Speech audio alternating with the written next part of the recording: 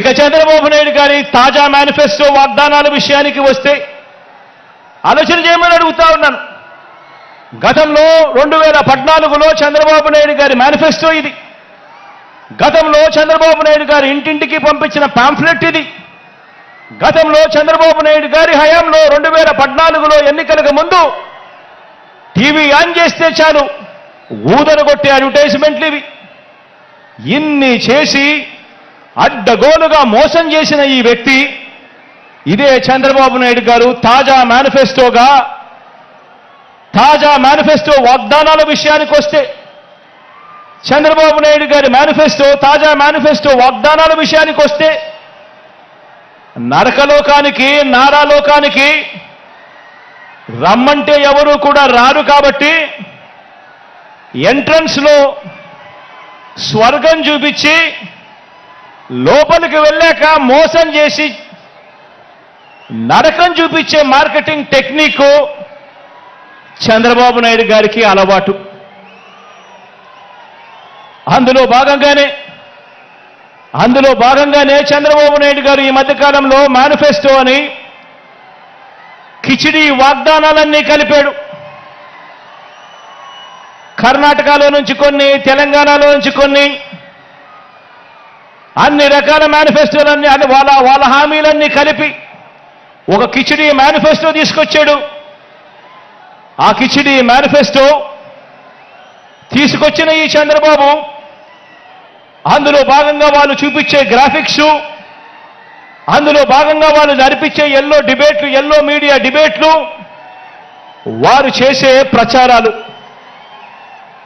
ఆలోచన చేయమని అడుగుతా ఉన్నాను.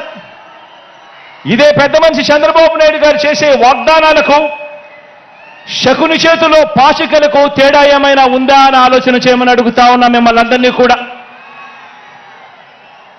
అందుకు భిన్నంగా చంద్రబాబు నాయుడు గారి క్యారెక్టర్కు భిన్నంగా మనందరి ప్రభుత్వం కరోనా కష్ట సమయంలో కూడా ఏమాత్రం కూడా సాకులు చూపకుండా పేదలందరికీ కూడా మేనిఫెస్టోలో ఇచ్చిన ప్రతి మాట ప్రకారం సంక్షేమ పథకాలన్నీ కూడా ప్రతి ఇంటికి అందించాం, ఇంటింటికి అందించాం.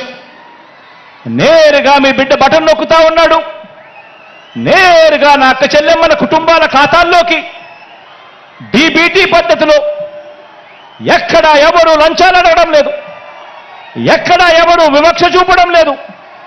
నేరుగా నా అక్క చెల్లెమ్మల కుటుంబాల ఇళ్లకు అక్షరాల 2,65,000 కోట్ల రూపాయలు నేరుగా మీ బిడ్డ బటన్ నొక్కడం, నేరుగా నా అక్క చెల్లెమ్మల కుటుంబాల ఖాతాల్లోకి వెళ్ళిపోవడం జరుగుతా ఉన్న పరిస్థితిని గమనించమని అడుగుతా ఉన్నా.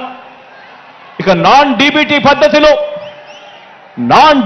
పద్ధతిలో అయితే ఇళ్ల స్థలాల మార్కెట్ విలువ తీసుకోకుండా మన దగ్గర ఉన్న భూములను కూడా వాటి విలువ కూడా తీసుకోకుండా కేవలం మనం సేకరించిన భూముల విలువను మాత్రమే తీసుకొని మనం చేసిన నాన్ డీబీటీ కింద మనం చేసిన ఖర్చు ఈ 58 నెలల కాలంలో విద్యా కానుకైతేనేమి, సంపూర్ణ పోషణమైతేనేమి, గోరు ముద్దైతేనేమి, ఇలాంటి పథకాలకు చేసిన ఖర్చు 1,10,000 కోట్ల రూపాయలు.